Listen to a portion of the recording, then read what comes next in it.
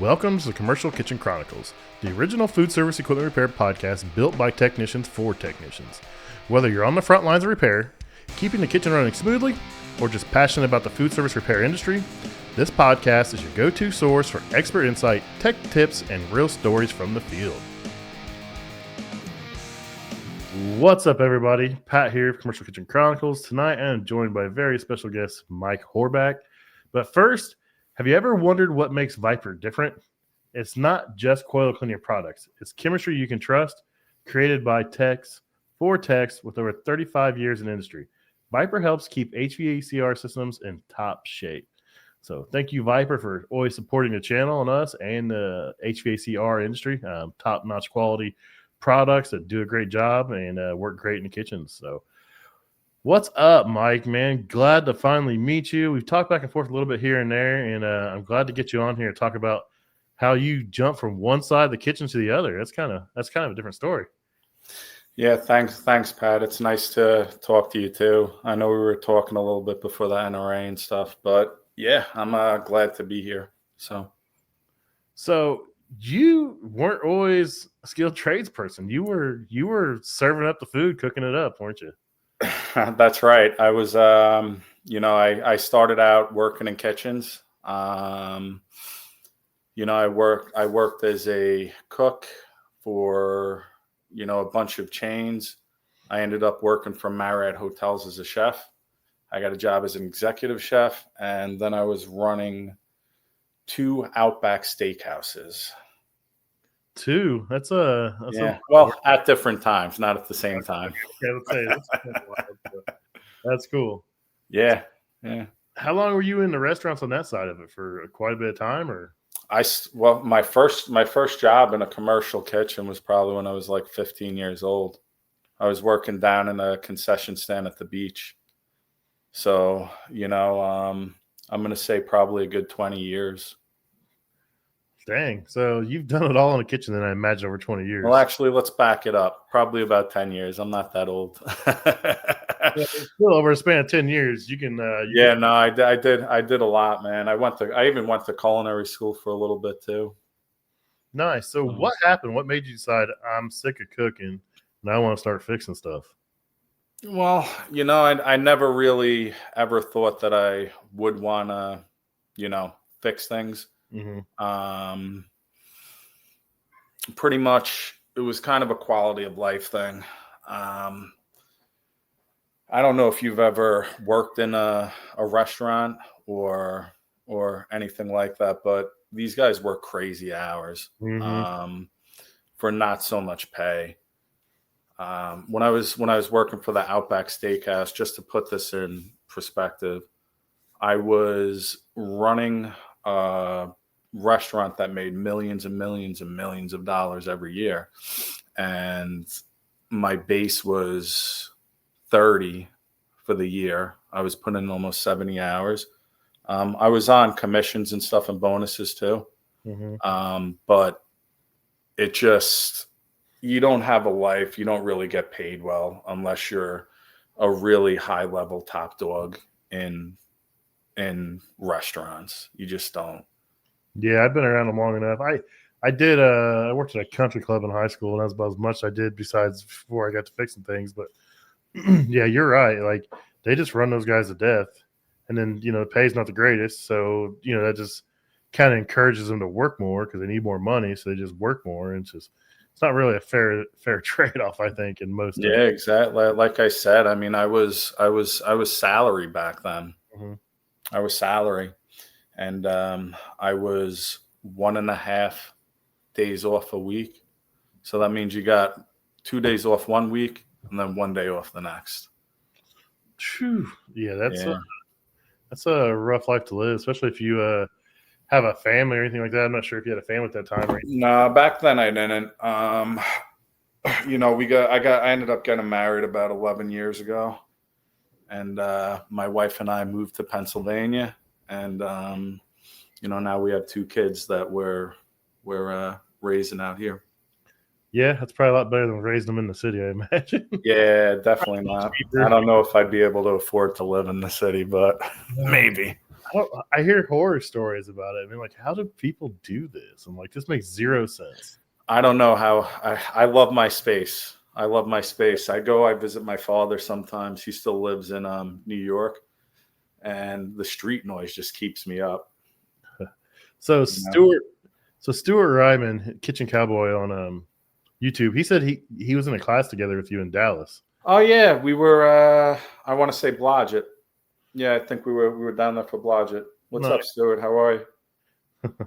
Yeah, I have not made my way down there. I'm trying to make my way down there to some training, trying to weasel my way into it. The problem is I've been doing this so long that I don't get much training anymore unless it's absolutely mandatory. So Well, what's cool is I get to decide who goes to training. No, I don't get that. I don't get that luxury, but I'll make my way down there one way or another sometime. Yeah. Isaac's a pretty cool dude. Yeah, I really enjoyed his class. He was fun. He was good to talk to. Yeah, and he was a technician first, and that was the cool thing to see someone that was a tech working. Yeah. Was it? Didn't he work for the same company that Stuart works for? I'm not sure if he worked for Hagar or not. I can't remember who he worked for. I'd have to go back and look, but yeah, it's cool to see a technician, changing a role like that, and he's doing a really good job down there. Yeah, so he did work for Hagar. He's doing a really good job down there, and he enjoys it. It seems like, and he's proud of what he does. He's proud of who he works for, and if you can do all those things, man, more power to you. That's the way it goes. Yeah, it seems like it's just a totally different challenge. Yeah, I enjoy teaching, but after about a week or two, I got to get back out in the field, start turning some wrenches. I get a little anxious, so I don't know. I'm only 43, so I still got some time to figure out what I want to be when I grow up. But see what happens when I can't get up and down the floor anymore. Gotcha. So, how did you find out about this industry? So you were working in it. I mean, you understood restaurants and people had to fix stuff. So, what made you decide? Hey, I want to do this for a living. I didn't want to do it for a living, to tell you the truth. I was just looking for something to get out of what I was in. Yeah. My brother was actually working for this company, the company that I'm working for now. And he didn't want to put in a word for me. But one of my good friends, his brother was part owner of the company back then. Mm-hmm. And he actually got me in. And, I had no technical experience. Really, like, I knew how to operate all the equipment. I knew how to turn everything on and stuff like that. But I didn't know much about fixing it. And I trained with one of the lead techs back then.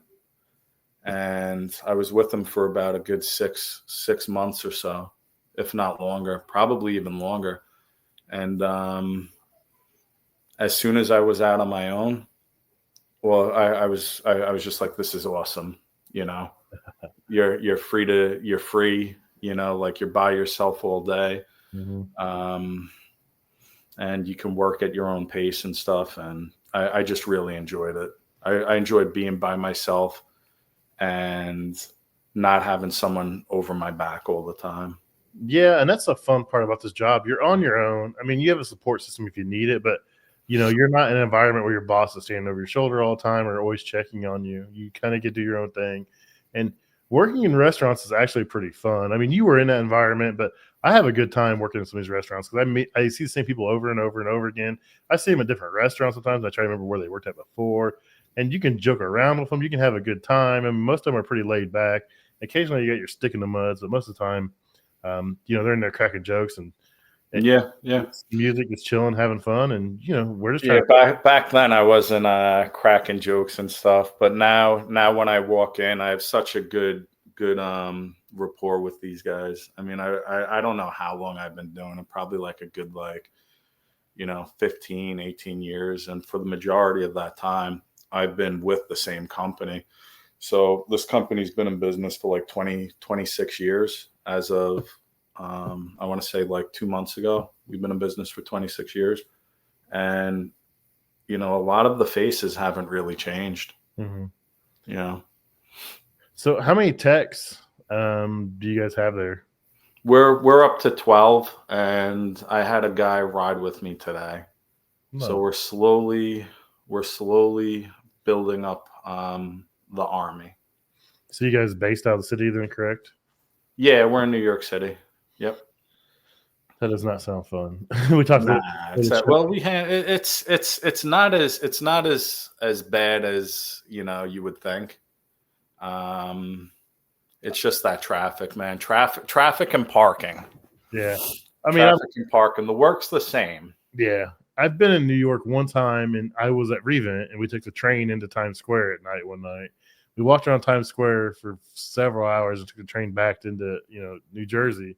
And that's the only time I've actually been in the city. So everything else, I'm just going off what I see on TVs, and movies. I'm like, and I just see the traffic in the movies. I'm like, oh, this looks miserable. I'm like, how do people? Yeah, what's funny is they have these big tour buses and stuff, and people pay to go on these tour buses and just sit in traffic all day. These big double deckers. Okay, yeah, that's funny. That's pretty funny. So, you said you got about 6 months training. What was it like those first 6 months? Did you question everything, your decision? Why am I doing this? Why am I here? Or what went through your mind that first 6 months? The hardest part was just getting up every morning to do it. I went from going to work every morning at like 9:30 to being in the city by 6. Yeah, you were saying that's a big jump. Yeah, you said you guys 6 to 2. That's pretty good hours. 6 to 2 and get out, man, before the traffic gets bad going out. Yeah, I got to tell you though, like a lot of the time, during training though, it was a lot of nerves, because I wasn't sure if it was meant for me. I wasn't sure if I was going to be good at it, and honestly, I probably wasn't really much good at it until about like a year and a half or 2 years on my own. And I think it was really just making a lot of mistakes. But, once I started really learning from those mistakes, it kind of helped me build confidence and get a lot better. Yeah, and I was the same way, and I still have those days where I'm like, is this right for me? Why am I doing this? Just to be honest, because there's days still to this point where I'll have a day where I can't fix anything. I'm like, what is going on here? Like, I'm not fix the dumbest stuff in the world and I can't fix it. But yeah, those early years, like just making mistakes and not giving up. Like that's what I tell everybody. Don't give up. I don't care if you can't fix it. Don't give up. Call somebody, call a manufacturer, call a friend, call a coworker, call me. Just don't give up, man. And then once you do beat whatever that is, like it's just like a relief. It's like, okay, I did this. And that feeling is addicting, man. Yeah, I kind of feel as long as you go through the steps and form those habits, my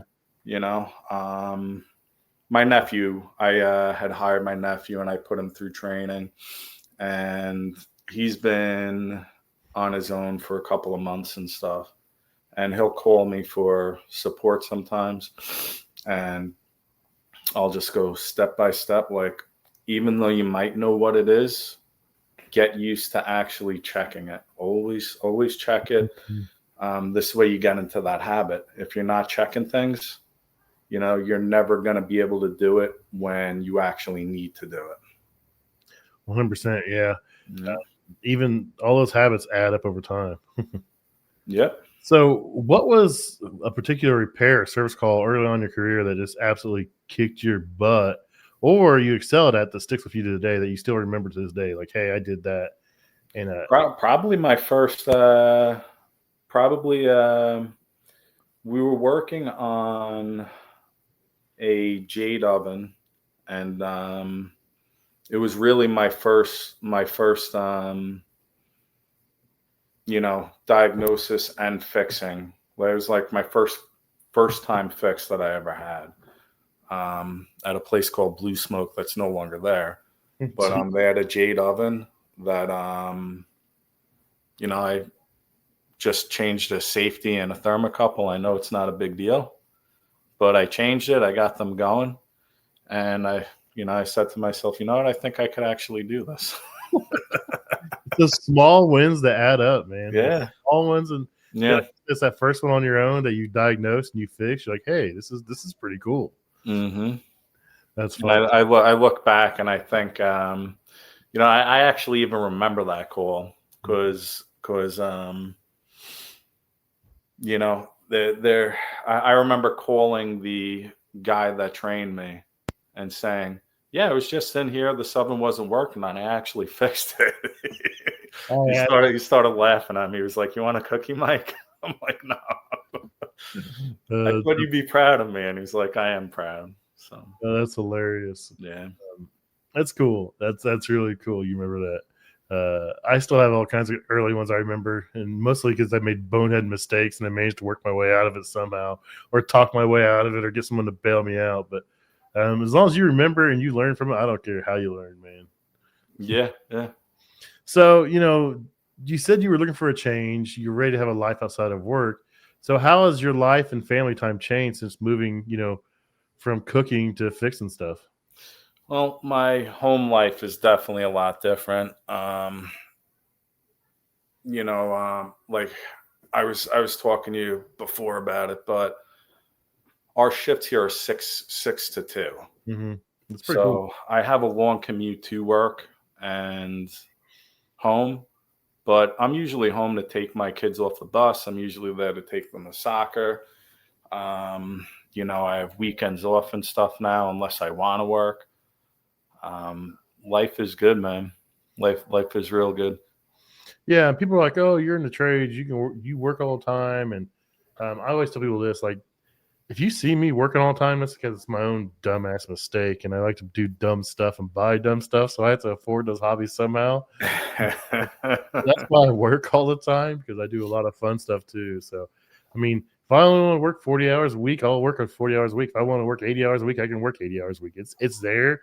And most of the time, I just choose to work a lot. And it's cut back a lot here lately. But, I mean, the hours are there if you want them, but no one forces you to do it. Yeah, there's on call at most companies. I mean, not everybody's like you guys, but most companies. We don't do on call.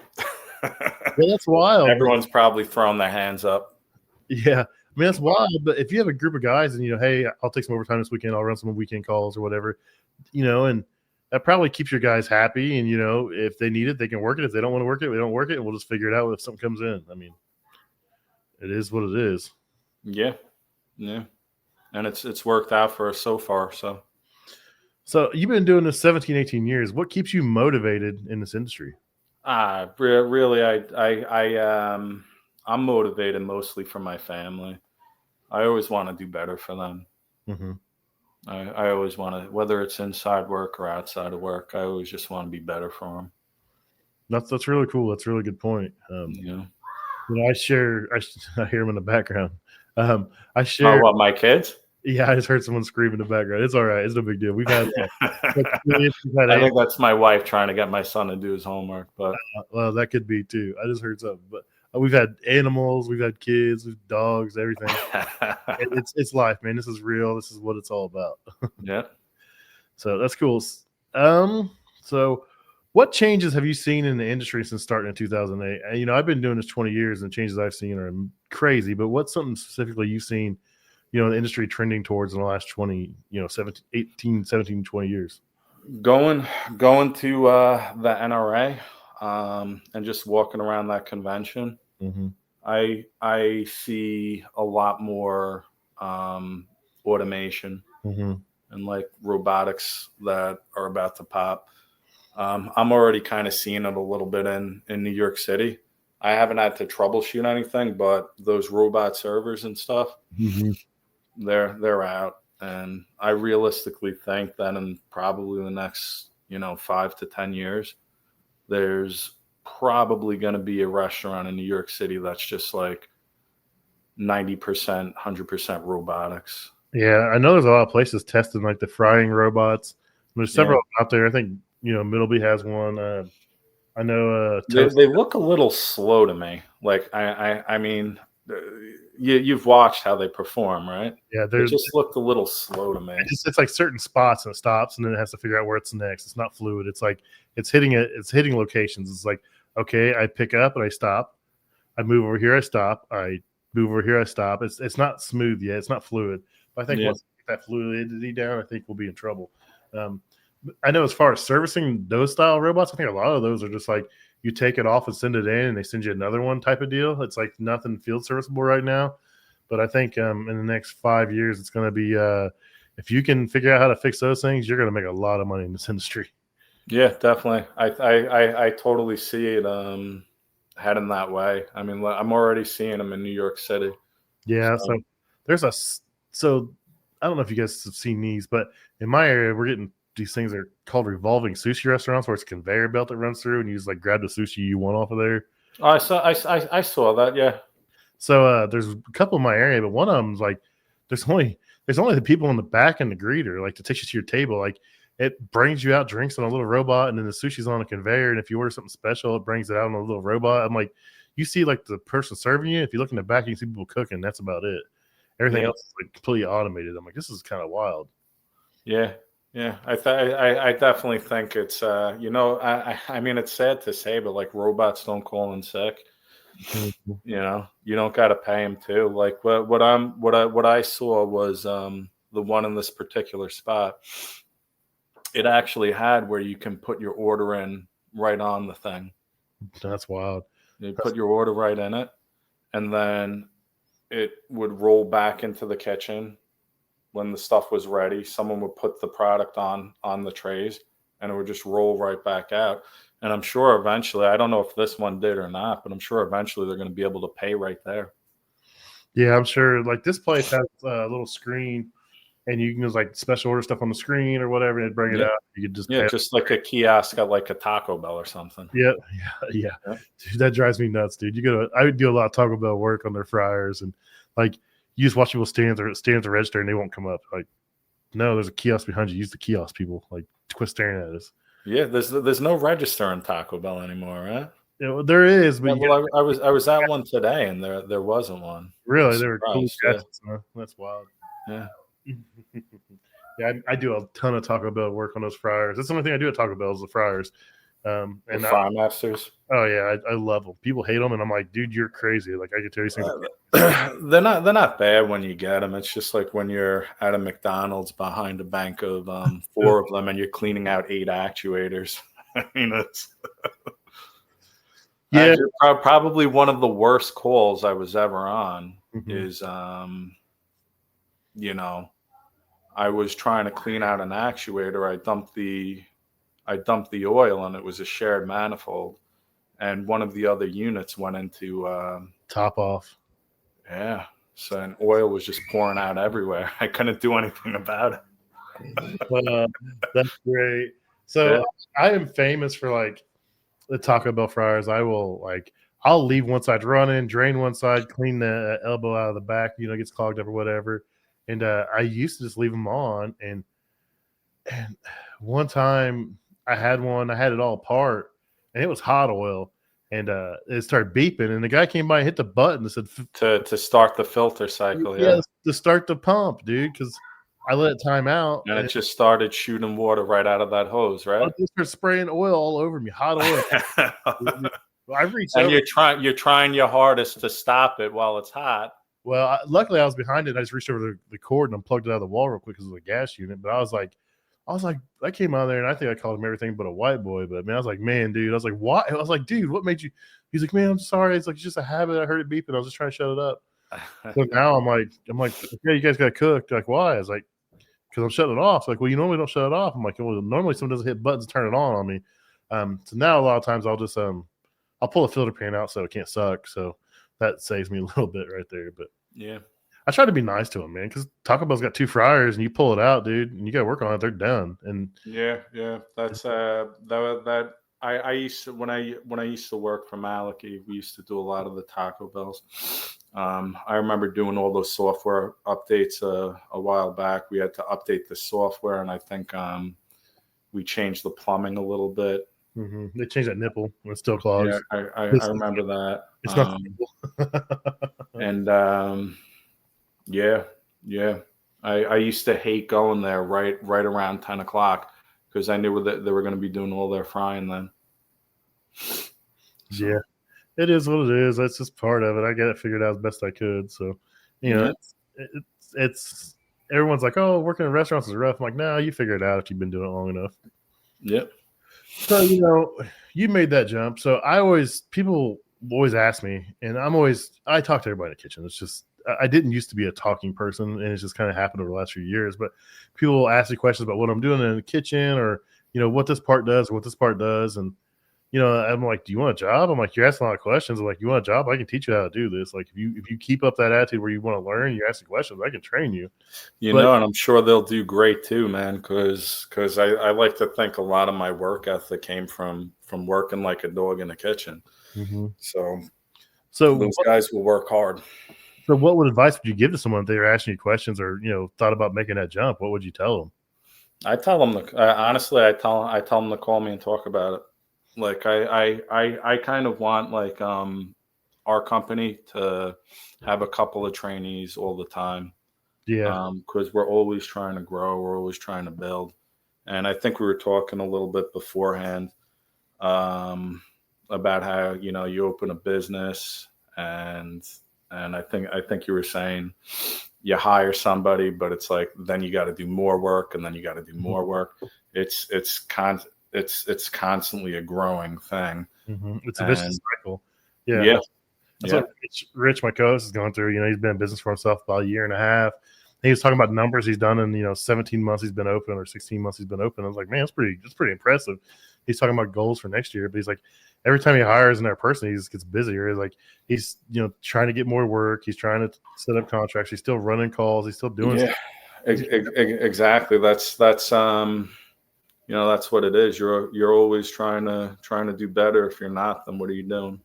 Yeah, and then you come to the point where do I hire an office person? And it's mm-hmm. I don't envy anybody that starts a job. I mean, everyone's like, why don't you go to business for yourself? You do great. I don't want that. That's kind of I'm on the same boat as you. I don't want to work for myself. I had a business in the past. I used to own a nightclub, and it's a lot of responsibility being responsible for everybody. So yeah, I was like, I got it made here. I get to do what I want. They support me doing this weird podcast stuff. They support my weird and quirky decisions and dumb stuff I do, and I don't have to worry about collecting money. That's someone else's problem. I'm like, it works. The check cashes, and I still get to have fun, man. So I can't complain. Yeah, exactly. As long as you're making a living for yourself, right? Yep. As long as I'm making money, I pay my bills and put money back for retirement, I'm good to go. Yep. Absolutely. So sweet. We got in the chat. No. Brian says right now they are the Roomba of food service. Talking about the robots, the little ones. Exactly. That's what they look like. That's what they look like to me. It's hysterical. Yeah, they got the big ones they're like multi-layers where you put your trays when you're done eating, they'll take on and stuff. It's kind of weird to see these little things running around the restaurants and stuff. Yeah. Well, I one of my wife's cousins, he's into sanitation and stuff, and the company that he works for, or actually I think he owns it, they just purchased a company that sells all the robot cleaners. Mm-hmm. So it's pretty much the same thing. It's just they're just like giant Roombas that go around and squeegee the kitchen floors and stuff. That's cool. Mm-hmm. I mean, it seems like every time you turn around, there's another one that's coming out that does a different job, and everyone's like, "Oh, it's taking people's work." It's doing jobs that we're struggling to fill right now, anyways. People don't want to work. People don't want to work in kitchens, and I mean, we gotta have that job. We're not slowing down as far as restaurants go. I mean, it seems like every time I turn around, they're opening another restaurant somewhere. Yeah. Well, the good thing, we're not just restaurants either, man. Grocery stores need us. Oh yeah. Institutions like hospitals and prisons, and we're even. I don't know how you guys were, but even a couple of years back when the whole world shut down, I was still out running calls. Dude, I've never worked so much in my entire life as during COVID. Like, I worked more than I've ever worked. and they're like, oh no, we're going to, make sure everybody gets like 32 hours. I'm like, dude, I'm working 85 hours a week, and some of these guys are working 32 hours because they think it's vacation. They just want to go home. I'm like, dude, I'm working more than I've ever worked. I'm like, bring it on. Yeah, I want to say I think I was laid off for about a week and a half, and then I got a phone call saying, like we're kind of busy. We'd like you to come back to work, and then like slowly, like everyone started coming back within like a month. Yeah, we laid off a few guys, but then we brought them back pretty fast, and it came and went. It's wild. You go in these restaurants and there's nobody in there, and they were only doing to go or drive through and food delivery. Yeah. I'm like, this is so weird. And just thinking back, I look at Facebook memories back at that time, and I still remember the very first restaurant I went to that was closed, the in dining room. Like, it's a drive through only, and it had a sign on the door, doors locked. I was like, what is this? How is this going to work? Yeah, that wasn't happening. Where I live, that wasn't happening, but New York City and New Jersey. Yeah, like they shut a lot of it down. A lot of these restaurants were just boarded up. Man, they were just doing drive through, but it was weird. That was we lost a couple of big clients that we've had forever. Like we had chains that had like 6 or 7 different restaurants in New York City and like Times Square and stuff that just closed down because they couldn't afford to keep their doors open.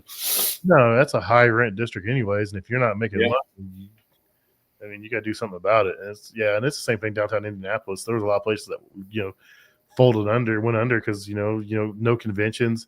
Indianapolis is a big convention city, and everything downtown is kind of tied together by sidewalks, or there's tunnels and stuff that kind of lead everything together. And there's no conventions happening. A lot of places closed up and went away. It was sad to see. So all the people that came in and spent money weren't coming in. Yep, exactly. Sweet. So what's some of your favorite stuff you work on? The favorite stuff that I work on? Yeah. I like a lot of the Middleby equipment. I do. Not the Middleby Marshall, but like the Middleby. Like I love working on like Blodgett ovens, South Bend. I love working on the SCCWEs. Not so much the iCombis. And that's because they went and put everything in the back. So yeah, that's kind of wild, man. Everything's in the bottom and in the back. Like, this is like the wet area. Like, let's put everything back. Let's put a board on the back. When you get an oven around top of it, it's going to leak and it's going to run down it. I say, we still work on them. I mean, it's Rationale is such a big company, man. Like a lot of our restaurants, have them, and they're not stopping buying them. So no, we're a warranty rep in our area, and it's just my son's out installing a set right now, actually on overtime. Nice. Well, that's one thing I do have to say. The install's a little bit easier than with the SCCWEs. Yeah. They're easier to stack, in my opinion. Oh yeah, it's kind of weird. That electric, you just kind of put on top of you got that little small stack kit, and you put the other one on there, and it slides over and locks it. Yep. Like before, it was a little bit tougher, but now with like, I don't know if you use the bars, the plastic. Help me out here. The PVC, the CPVC. When you do the installs, do the installs now come with that? Because back when I was doing installs on them, everything was still copper. Everything's still copper in my area. I haven't seen one come across, and I know they can order them CPVC, but I think everyone still just orders copper around my market. If PVC, I'd love it because it'd like cut down my install time to nothing. Yeah, no, it does. It does. I know there's another Alta-Shame uses CPVC a lot, and every time I get one of those, I'm like, sweet, here we go. This is going to take no time. Well, the drain's usually in my opinion, the drain's definitely the hardest part. Yeah, and to make it all work and tighten it right, flow right. Yeah. But yeah, CPVC is a game changer because bust out the portable bandsaw and just you're good, you go. Yeah. Clean it up, glue it, shove it in there and onto the next joint. So yeah, Alta-Shame. I mean, combi ovens and probably Frymaster fryers are my favorite things to work on. That's what I work on most of the time anyways, and I enjoy it. I don't like it when I put something online, guys like, oh, that thing's junk. I'm like, why is it junk? Well, it's just junk. I'm like, do you work on it? No. Are you trained on it? No. They're like, then how do you have a valid opinion? You just don't know it, so you hate it. Yeah, yeah.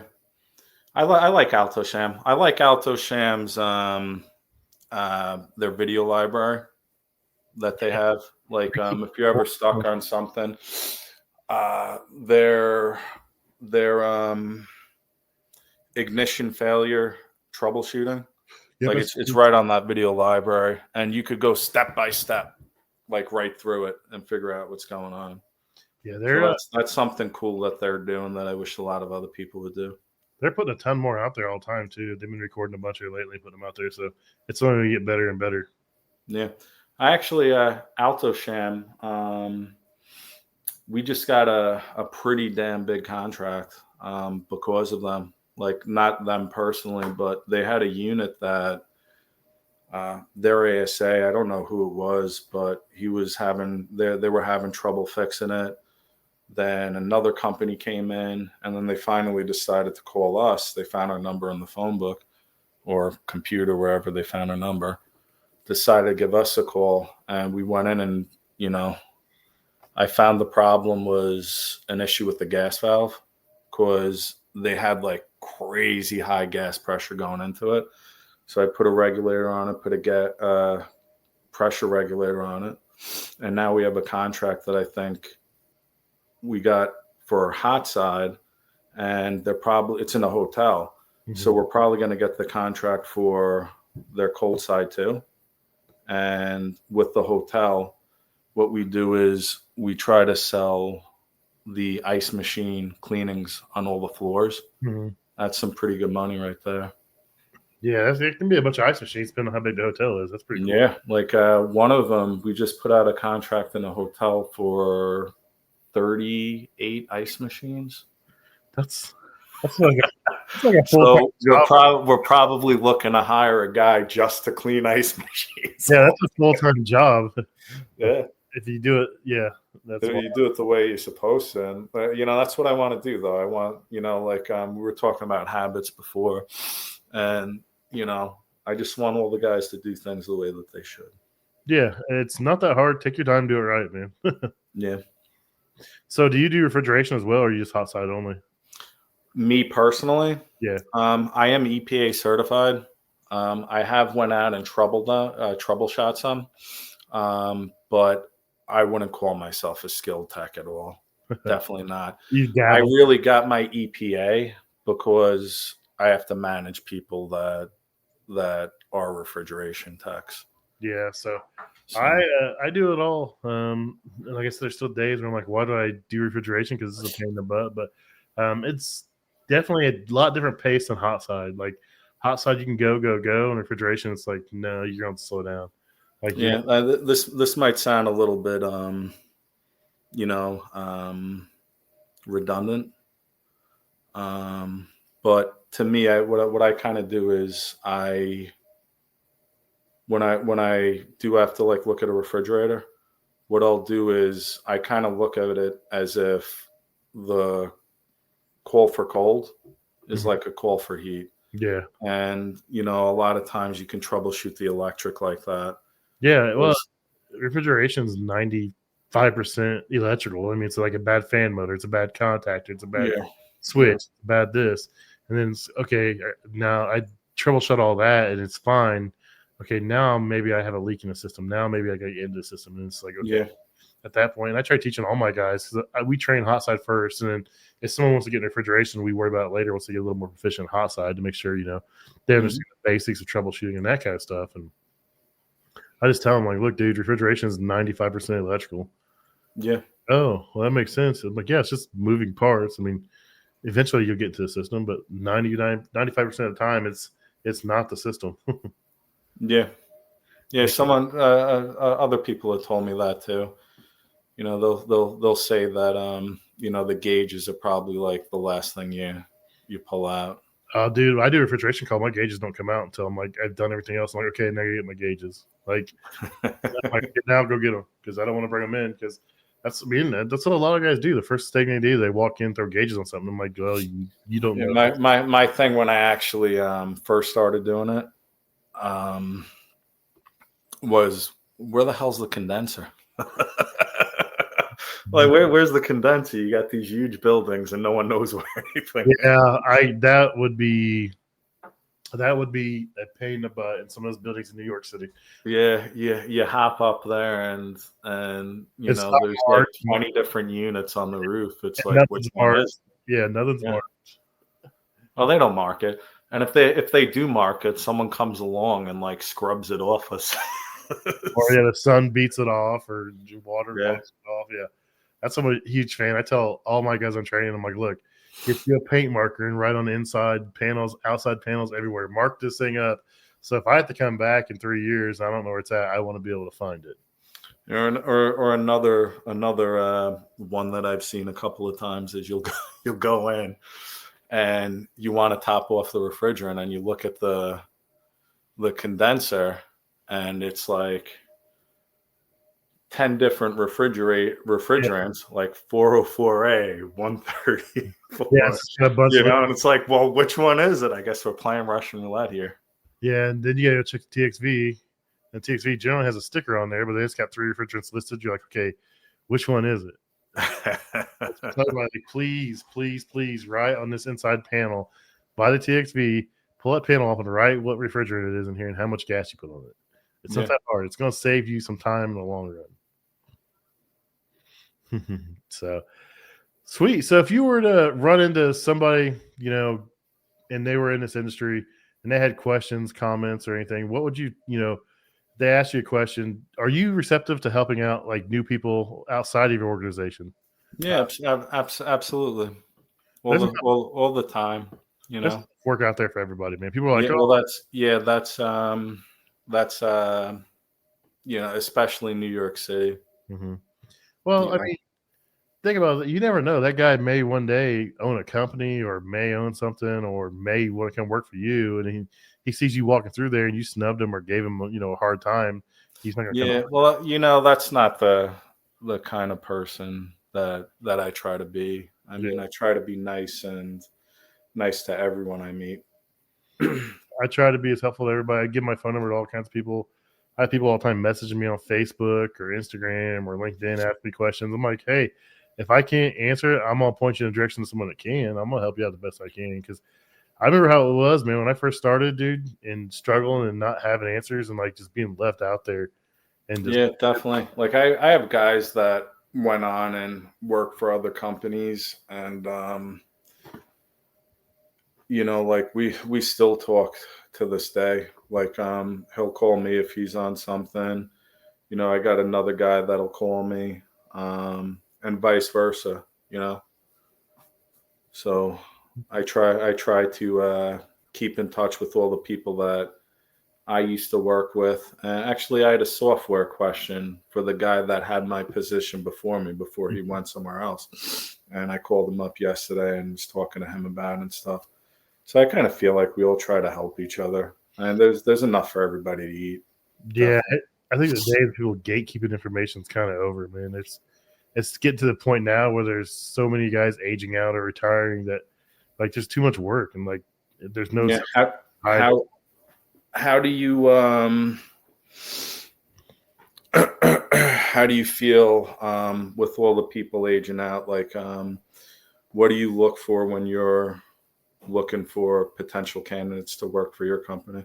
We just want to find people that are willing to learn. I mean, I don't care how old you are. I mean, as long as you are willing to commit some time to this, to us, we're going to teach anybody we can. I am after the 18 to 25-year-olds. That's what I want. Someone you could shape them.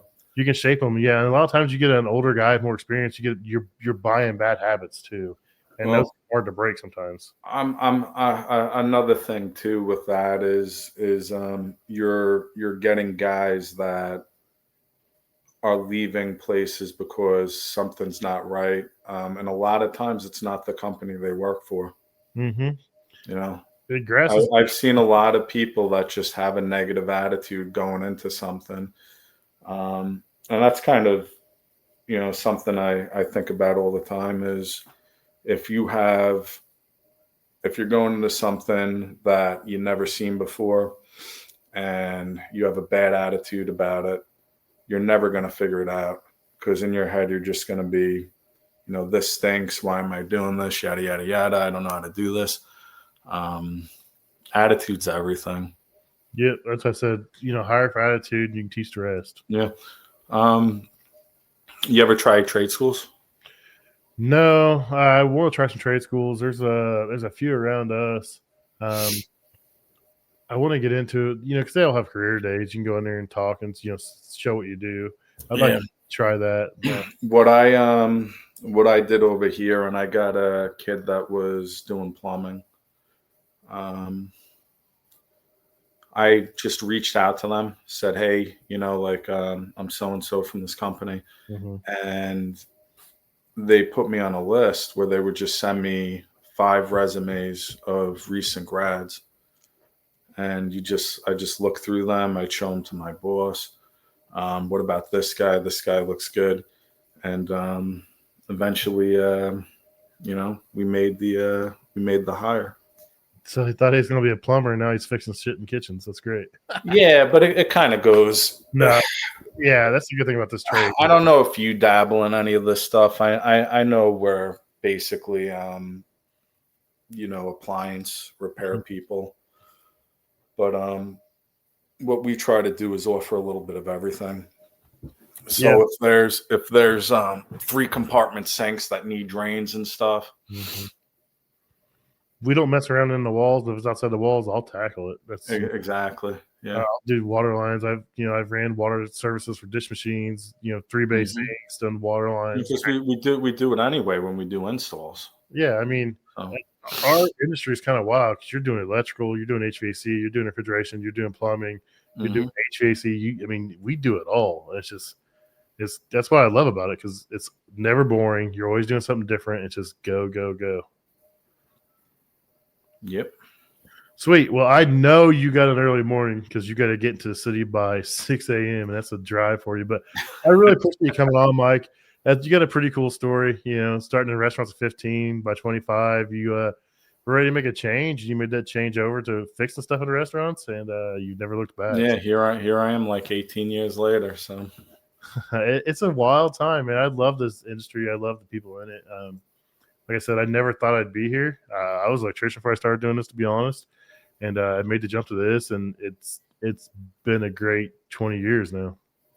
Yeah, it definitely beats digging ditches all day, right? Yeah. Running wire. That's for sure.